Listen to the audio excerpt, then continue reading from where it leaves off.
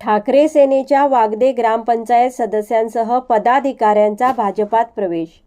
उमेदवार बिनविरोध नंतर पालकमंत्री नितेश राणे यांचा पक्षप्रवेशाचा सपाटा.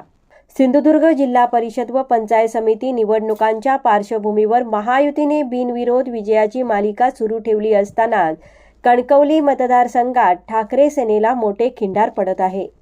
पालकमंत्री नितेश राणे यांच्या नेतृत्वाखाली सुरू असलेल्या राजकीय हालचालींमुळे ठाकरे गटाला सातत्याने धक्के बसत असून वैभववाडीनंतर आता कणकवली तालुक्यातील वागदे ग्रामपंचायतीतून मोठ्या प्रमाणात पक्षप्रवेश झाले आहेत.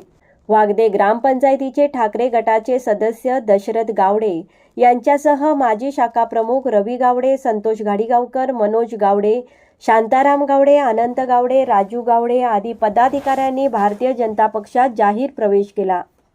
या सर्वांचे पालकमंत्री नितेश राणे यांनी भाजपात स्वागत केले.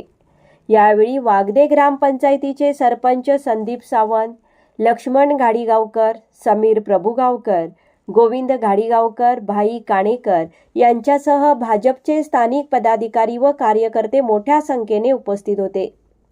कणकवली मतदारसंघात भाजपाची संघटनात्मक ताकद वाढत असून ग्रामपंचायत पातळीवरही पक्षाचा प्रभाव वाढताना दिसत आहे.